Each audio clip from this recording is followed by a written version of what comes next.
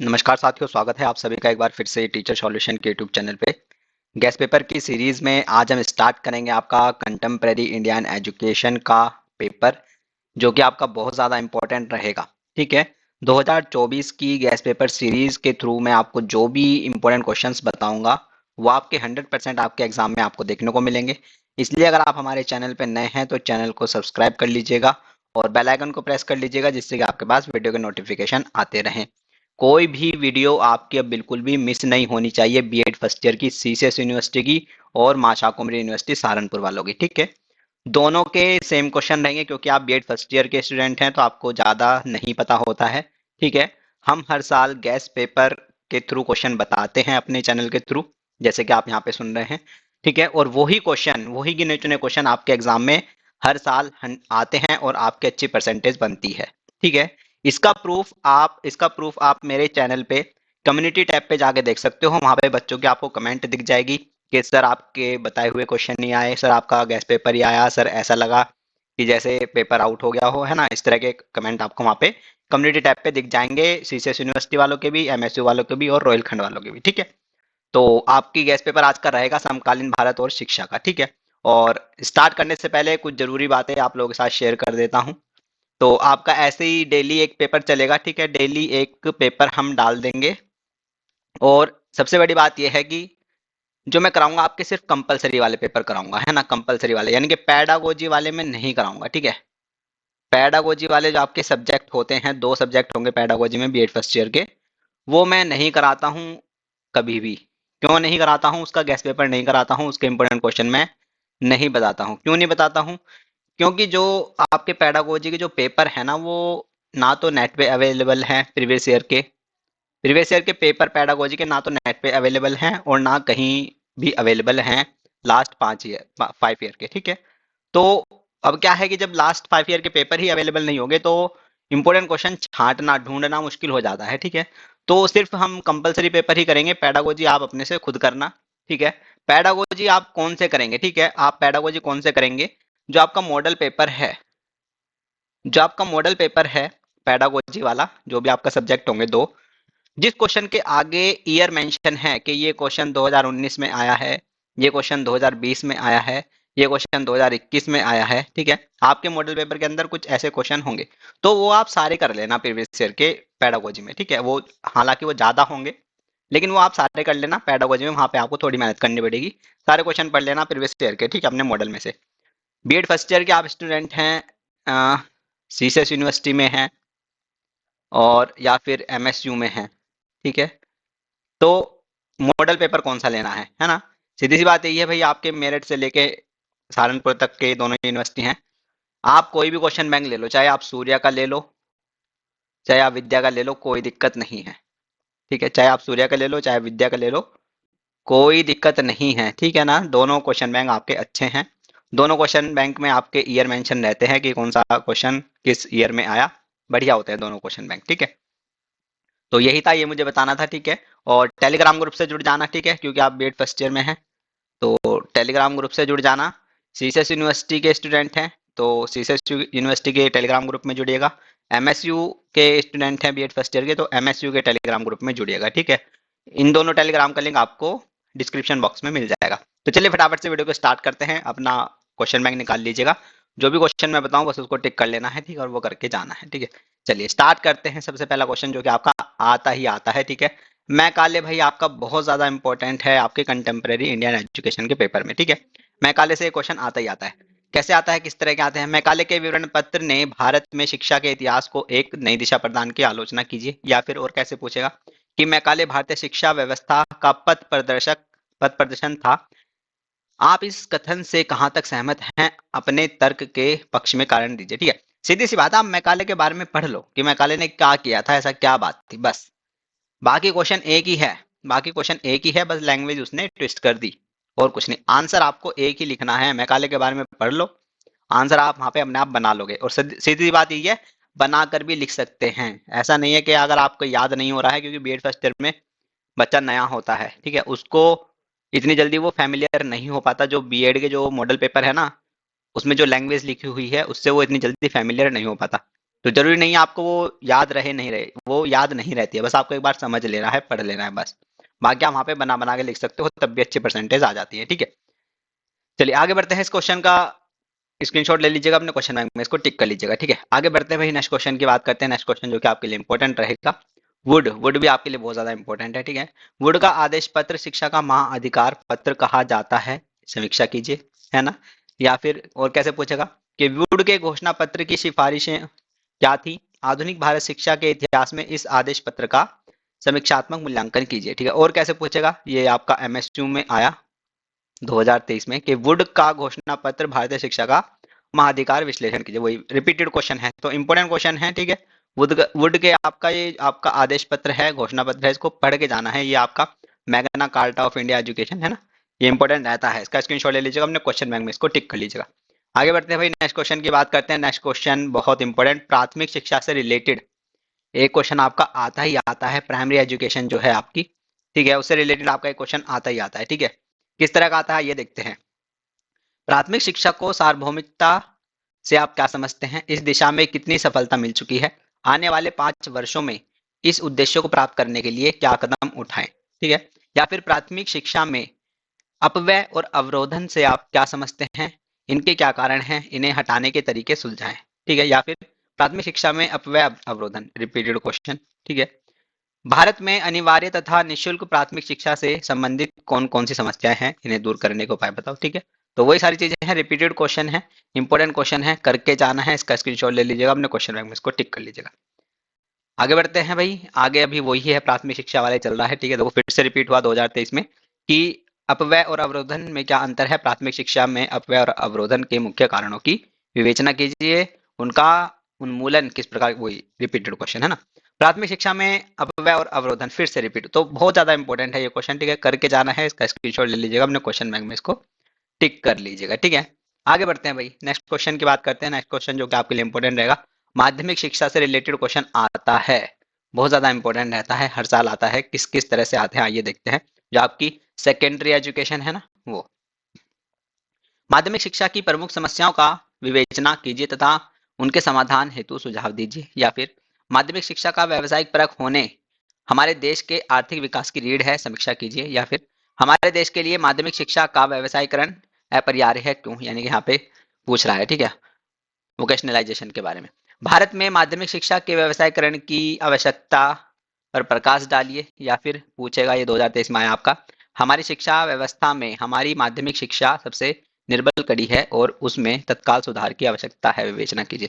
Important question रहता है माध्यमिक शिक्षा से रिलेटेड, सेकेंडरी एजुकेशन, पढ़ लेना है एक बार, आराम से इजीली समझ में आ जाएगा, इसका स्क्रीनशॉट ले लीजिएगा अपने क्वेश्चन बैंक में, इसको टिक कर लीजिएगा। आगे बढ़ते हैं भाई, नेक्स्ट क्वेश्चन की बात करते हैं। नेक्स्ट क्वेश्चन आपका उच्च माध्यमिक स्तर, ठीक है ना, इंपॉर्टेंट रहता है। ठीक है, आगे कैसे कैसे पूछेगा कि उच्च माध्यमिक स्तर पर पाठ्यक्रम का विभिन्नीकरण क्यों होना चाहिए, इस संदर्भ में माध्यमिक शिक्षा आयोग ने क्या सुझाव दिए, या फिर उच्च माध्यमिक शिक्षा से आप क्या समझते हैं, उच्च माध्यमिक शिक्षा के विकास और उसके उद्देश्यों को स्पष्ट कीजिए। ठीक है, या फिर उच्चतर माध्यमिक शिक्षा के विकास और उसके उद्देश्य, रिपीटेड वही है ना, describe the one problem of higher secondary education level and give your suggestion for proper solution of this problem, तो वही है, रिपीटेड क्वेश्चन है, इसका स्क्रीनशॉट ले लीजिएगा अपने क्वेश्चन बैंक में, इसको टिक कर लीजिएगा भाई। आगे बढ़ते हैं भाई, नेक्स्ट क्वेश्चन की बात करते हैं। नेक्स्ट क्वेश्चन जो कि आपके लिए इंपॉर्टेंट रहने वाला है, उच्च शिक्षा से रिलेटेड है।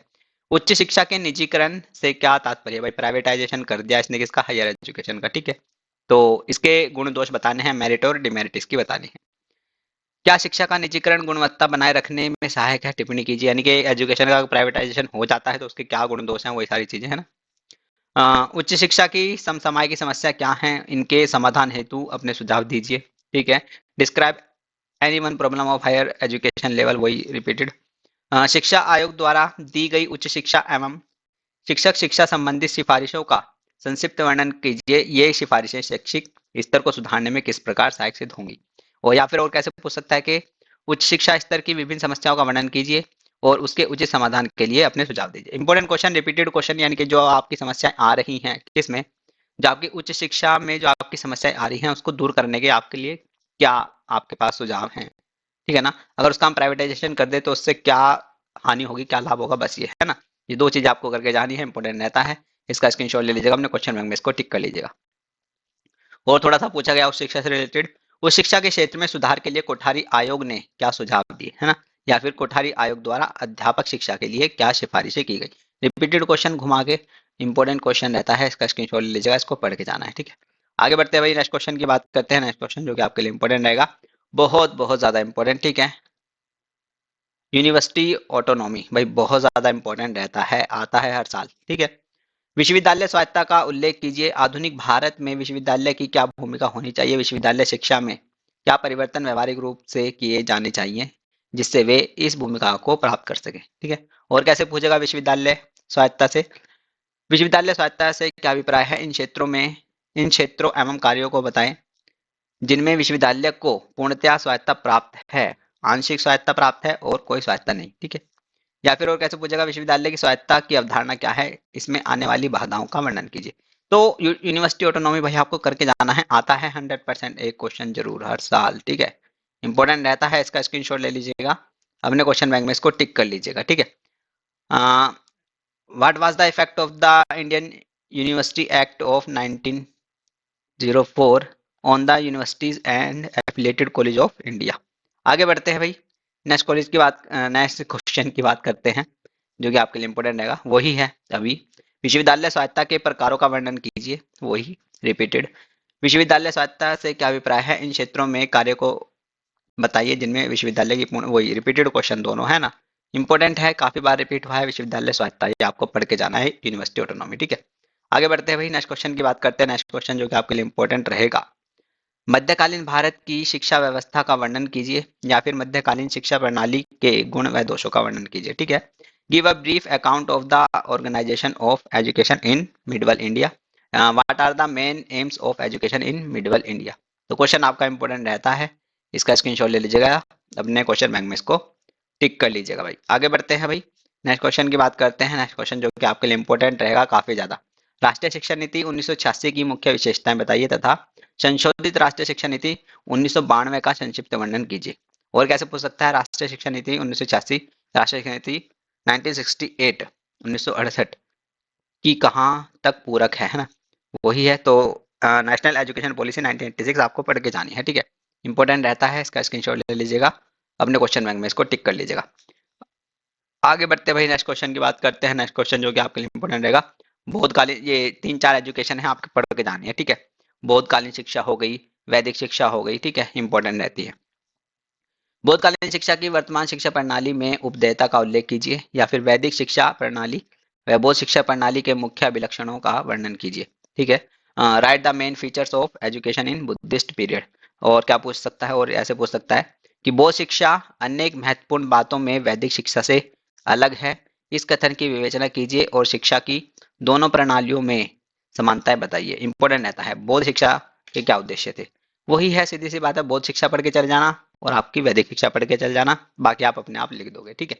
आगे बढ़ते हैं भाई, नेक्स्ट क्वेश्चन की बात करते हैं। नेक्स्ट क्वेश्चन इंपॉर्टेंट रहेगा, देखो प्राचीन कालीन शिक्षा के बारे में, वैदिक काल का है ना, वही सीधी सी बात वही है, अभी वैदिक शिक्षा पढ़ के आए आप, है ना। प्राचीन कालीन शिक्षा की मुख्य विशेषताओं का संक्षेप में वर्णन कीजिए, आपकी सम, सम्मति में यह शिक्षा आज के भारत में किस सीमा तक उपयोगी हो सकती है, या फिर वैदिक काल का सामान्य विवरण देते हुए इसकी मुख्य विशेषताओं को स्पष्ट कीजिए, या फिर वैदिक काल में महिलाओं की शिक्षा की क्या स्थिति थी, है ना। तो क्वेश्चन आपका इंपॉर्टेंट रहता है, ठीक है। Whatever to what extent can they be utilise in involving an effective national system of education in the country today, ठीक है। तो इंपॉर्टेंट रहता है, इसका स्क्रीनशॉट ले लीजिएगा, अपने क्वेश्चन बैंक में इसको टिक कर लीजिएगा। आगे बढ़ते हैं भाई, नेक्स्ट क्वेश्चन की बात करते हैं। नेक्स्ट क्वेश्चन आपका काफी ज्यादा इंपॉर्टेंट, शॉर्ट में आ जाता है, कभी बहुत देखा गया है, ठीक है। कस्तूरबा बालिका योजना पर प्रकाश डालिए, कस्तूरबा बालिका योजना और कस्तूरबा गांधी बालिका विद्यालय योजना, एक ही क्वेश्चन है, रिपीटेड क्वेश्चन है, इंपॉर्टेंट रहता है, इसका स्क्रीनशॉट ले लीजिएगा, अपने क्वेश्चन बैंक में इसको टिक कर लीजिएगा। आगे बढ़ते हैं, नेक्स्ट क्वेश्चन की बात करते हैं। नेक्स्ट क्वेश्चन बहुत बहुत ज्यादा इंपॉर्टेंट, ठीक है, ये करके जाना है भाई, 100% आपका लिखा हुआ मिलेगा एक क्वेश्चन, ठीक है। त्रिभाषा सूत्र क्या है, त्रिभाषा सूत्र का वर्णन, त्रिभाषा सूत्र से आप क्या समझते हैं, त्रिभाषा सूत्र क्या है, बस, है ना। ट्राई लैंग्वेज फॉर्मूला आपको करके जाना, इंपॉर्टेंट रहता है, आएगा ही आएगा, ठीक है। इसका स्क्रीनशॉट ले लीजिएगा, अपने क्वेश्चन बैंक में इसको टिक कर लीजिएगा। आगे बढ़ते हैं, नेक्स्ट क्वेश्चन की बात करते हैं। नेक्स्ट क्वेश्चन जो कि आपके लिए इंपॉर्टेंट रहेगा, भारत में जनसंख्या शिक्षा के महत्व की विवेचना कीजिए, describe the aim of population education, या फिर जनसंख्या शिक्षा के मुख्य उद्देश्य क्या है। अच्छा क्वेश्चन है, रिपीटेड क्वेश्चन है, इंपॉर्टेंट रहता है, इसका स्क्रीनशॉट ले लीजिएगा, अपने क्वेश्चन बैंक में इसको टिक कर लीजिएगा। आगे बढ़ते हैं भाई, नेक्स्ट क्वेश्चन की बात करते हैं। नेक्स्ट क्वेश्चन इंपॉर्टेंट रहता है, सर्जन रिपोर्ट के मुख्य सुझावों की व्याख्या, या फिर शिक्षा की सर्जन रिपोर्ट शिक्षा का एक राष्ट्रीय दस्तावेज था, बताइए कैसे, है ना। इंपॉर्टेंट रहता है, इसका स्क्रीनशॉट ले लीजिएगा, अपने क्वेश्चन बैंक में इसको टिक कर लीजिएगा। आगे बढ़ते हैं भाई, नेक्स्ट क्वेश्चन की बात करते हैं। नेक्स्ट क्वेश्चन जो कि आपके लिए इंपॉर्टेंट रहेगा वो आपका यह है कि वृद्धा वृद्धा शिक्षा योजना के मूल सिद्धांत क्या हैं, या फिर वृद्धा शिक्षा प्रणाली की वर्तमान में क्या उपदेयता है। इंपॉर्टेंट रहता है, इसका स्क्रीनशॉट ले लीजिएगा, अपने क्वेश्चन बैंक में इसको टिक कर लीजिएगा। आगे बढ़ते हैं, नेक्स्ट क्वेश्चन की बात करते हैं। नेक्स्ट क्वेश्चन जो कि इंपॉर्टेंट रहेगा, राष्ट्रीय पाठ्यक्रम प्रारूप 2005 पर संक्षिप्त टिप्पणी लिखिए, describe the main principles of national curriculum 2005, यानी कि एनसी नेशनल कैरिकुलम 2005, एनसीएफ 2005 आपको बस पढ़ के जाना है, ठीक है। एनसीएफ 2005 2005 पढ़ के जाना है, इंपॉर्टेंट रहता है, ठीक है, आता है। इसका स्क्रीनशॉट ले लीजिएगा, अपने क्वेश्चन में इसको टिक कर लीजिए। आगे बढ़ते हैं भाई, नेक्स्ट क्वेश्चन की बात करते हैं। सर्व शिक्षा अभियान इंपॉर्टेंट रहता है, सर्व शिक्षा अभियान की विशेषताएं और सर्व शिक्षा अभियान पर एक संक्षिप्त टिप्पणी, एक ही क्वेश्चन है, रिपीटेड क्वेश्चन है, इसका स्क्रीनशॉट ले लीजिएगा, अपने क्वेश्चन बैंक में इसको टिक कर लीजिएगा। आगे बढ़ते हैं, नेक्स्ट क्वेश्चन की बात करते हैं। नेक्स्ट क्वेश्चन जो इंपॉर्टेंट रहेगा, एनसीटी के बारे में पूछ रहा है, एनसीटी के कार्य, एनसीटी के दो कार्य हैं, अध्यापक शिक्षा में अलगाव के प्रत्यय की परिभाषा दीजिए, तो अलग हो गया, write the four aim of teacher education, या फिर अध्यापक शिक्षा में अलगाव की समस्या, ये वाला क्वेश्चन रिपीटेड है ना। राष्ट्रीय अध्यापक शिक्षा में अलगाव की समस्या की विवेचना कीजिए, शिक्षक शिक्षा के गुणात्मक विकास में एनसीटी की भूमिका का वर्णन कीजिए, बस एनसीटी की भूमिका का वर्णन कर दो कि शिक्षा की गुणवत्ता को सुधारा जाए, एनसीटी के कार्य तथा योगदान बताओ, और एनसीटी के दो कार्य। तो एनसीटी के बारे में आपको ये सब पढ़ के जाना है कि एनसीटी क्या करती है भैया, है ना। आपको पता ही एनसीटी ने क्या किया है बीएड वालों के साथ वो मत लिख देना। चलिए आगे बढ़ते हैं, नेक्स्ट क्वेश्चन की बात करते हैं। नेक्स्ट क्वेश्चन जो कि आपके लिए इंपॉर्टेंट रहेगा, सैडलर कमीशन की मुख्य सिफारिशें लिखिए, right the main recommendations of Sadler commission, important रहता है, इसका स्क्रीनशॉट ले लीजिएगा, अपने क्वेश्चन बैंक में इसको सॉरी सॉरी इसको टिक कर लीजिएगा। आगे बढ़ते हैं भाई, नेक्स्ट क्वेश्चन की बात करते हैं। नेक्स्ट क्वेश्चन जो कि आपके लिए इंपॉर्टेंट रहेगा, बहुउद्देशीय स्कूलों से आप क्या समझते हैं, what do you mean by the multi purpose school, important रहता है, इसका स्क्रीनशॉट ले लीजिएगा, अपने क्वेश्चन बैंक में इसको टिक कर लीजिएगा। आगे बढ़ते हैं, नेक्स्ट क्वेश्चन की बात करते हैं। नेक्स्ट क्वेश्चन इंपॉर्टेंट रहेगा, मुस्लिम शिक्षा से रिलेटेड आ जाता है काफी बार, मुस्लिम कालीन शिक्षा की मुख्य विशेषताओं का उल्लेख कीजिए तथा इसके गुण व दोष लिखिए, या फिर मुस्लिम शिक्षा के उद्देश्य की विवेचना कीजिए, या फिर मुस्लिम शिक्षा के उद्देश्य का संक्षिप्त में वर्णन करिए, वही है, कैरेक्टरिस्टिक विशेषताएं बतानी है, ठीक है। तो इंपॉर्टेंट रहता है, इसका स्क्रीनशॉट ले लीजिएगा, अपने क्वेश्चन बैंक में इसको टिक कर लीजिएगा। आगे बढ़ते हैं, नेक्स्ट क्वेश्चन की बात करते हैं। नेक्स्ट क्वेश्चन जो कि आपके लिए इंपॉर्टेंट रहने वाला है, बेसिक शिक्षा के उद्देश्य, यानी कि बेसिक एजुकेशन के बारे में, ठीक है। बुनियादी शिक्षा कहे, बेसिक एजुकेशन कहे, एक ही बात है, ठीक है। बुनियादी शिक्षा पर एक अति लघु नोट लिखिए, अध्यापक शिक्षा के चार उद्देश्य, भाई जो बेसिक शिक्षा के उद्देश्य रहेंगे ना, वही अध्यापक शिक्षा के उद्देश्य रहेंगे, ठीक है। एक ही बात है, इंपॉर्टेंट क्वेश्चन रहता है, इसका स्क्रीनशॉट ले लीजिएगा, अपने क्वेश्चन बैंक में इसको टिक कर लीजिएगा। आगे बढ़ते हैं भाई, नेक्स्ट क्वेश्चन की बात करते हैं। नेक्स्ट क्वेश्चन जो कि आपके लिए इंपॉर्टेंट रहेगा, ये तो वही हो गया एनसीटी वाला, एक सेकंड, ये तो एनसीटी वाला ही हो गया, ऐसे क्यों, अरे अरे अरे अरे, ओके, अधोगामी निस्यंदन सिद्धांत के विषय में लिखिए, ठीक है, और निस्यंदन सिद्धांत का वर्णन कीजिए, एक ही क्वेश्चन है, रिपीटेड क्वेश्चन है। डाउनवर्ड फिल्ट्रेशन थ्योरी लिखनी है ना, इंपॉर्टेंट रहता है, इसका स्क्रीनशॉट ले लीजिएगा, अपने क्वेश्चन बैंक में इसको टिक कर लीजिएगा। आगे बढ़ते हैं, नेक्स्ट क्वेश्चन जो कि आपका इंपॉर्टेंट रहेगा, मुदालियर आयोग का मूल्यांकन कीजिए, इंपॉर्टेंट क्वेश्चन रहता है, इसका स्क्रीनशॉट ले लीजिएगा, अपने क्वेश्चन बैंक में इसको टिक कर लीजिएगा। तो यही थे आपके बीएड फर्स्ट ईयर के सीसीएस यूनिवर्सिटी के और एमएसयू यूनिवर्सिटी के कंटेम्प्रेरी एंड इंडिया एजुकेशन के मोस्ट इंपोर्टेंट क्वेश्चन, ठीक है।